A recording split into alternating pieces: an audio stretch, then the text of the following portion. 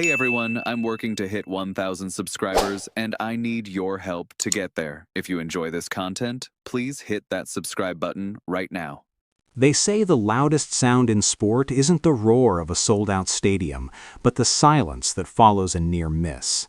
Game 7 of the World Series did that to Toronto. It didn't offer closure, it offered a bruise that still aches when you press it. When a team gets that close, when the trophy feels warm in your hands before it's ripped away, defeat doesn't end a journey, it sharpens it. That is exactly where the Toronto Blue Jays step into 2026. And here on the Blue Jays Report, that unfinished feeling is the heartbeat of the entire conversation. This isn't a team searching for identity or hoping a project comes good. This is a club that already knows the road and is now obsessed with the smallest details along it. At this level, details aren't background noise, they decide legacies. Championships are rarely lost because a superstar suddenly forgets how to play. They're lost in quieter moments, when someone labeled secondary can't handle the weight of the inning. Bullpens don't make headlines until they betray you, and Toronto learned that lesson the hard way. The 2026 season is already breathing down their necks, with spring training almost here and no time left for philosophical debates. The narrative is crystal clear. The Blue Jays are not trying to discover who they are, they're trying to fix what was missing. The offseason painted that picture boldly. Dylan Cease arrived, Kazuma Okamoto arrived. These were loud moves, expensive moves, declarations that this organization is spending competitive capital now, not later. And yet, despite all of that, there was an uncomfortable silence that lingered. Kyle Tucker never came. The marquee target slipped away and landed with the Dodgers, the very same Dodgers who snatched the title from Toronto's grasp. That isn't just a footnote, it's fuel. It's the sort of thing that keeps a front office restless at night. And then comes the part fans often overlook because it doesn't sparkle: the bullpen, and more specifically, the left-handed side of it. Strip away emotion, highlights, and memory, and look coldly at the current structure. Behind Brendan Little, Mason Fluharty, and swingman Eric Lauer, there's promise and raw arm strength, but there's a glaring lack of proven depth. Potential exists, but October doesn't reward potential. October rewards scars, and experience is worth more than any radar gun reading. That's where the name Danny Coulombe starts to whisper rather than shout. This isn't a signing that sells jerseys or breaks the internet. It's the sort of move that only matters when it matters most. Coulombe is 36 years old, arriving without glamour, but carrying a resume that speaks quietly and confidently.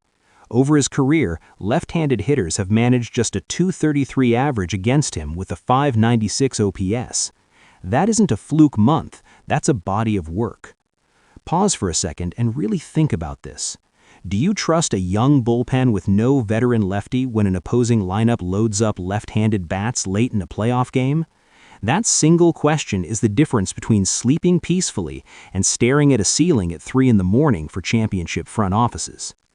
Last season, splitting time between the Twins and the Rangers, Coulombe appeared in 55 games as a problem solver, not a protagonist.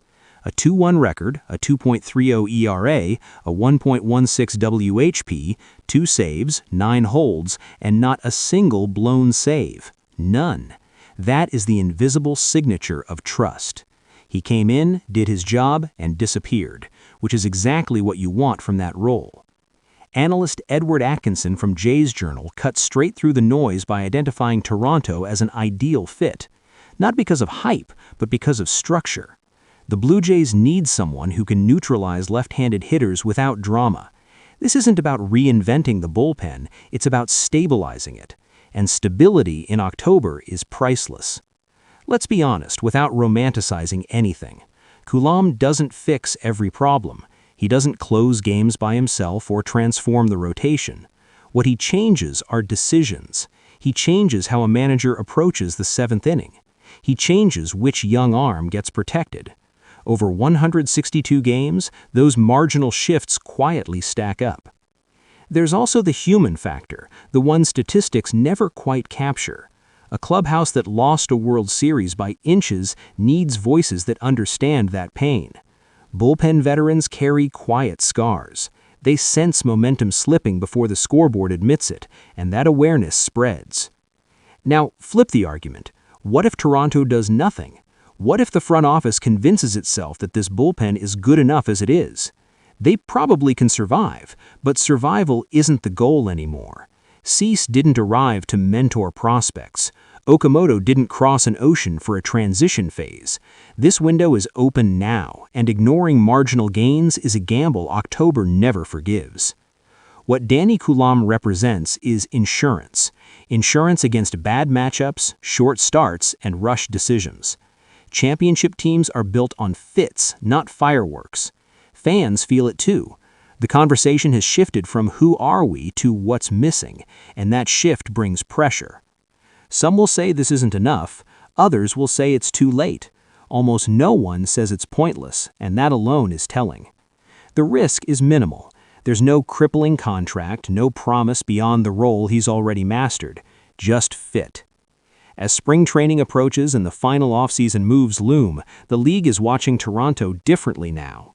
The Blue Jays are no longer a charming underdog, they're a threat, and threats can't afford obvious holes.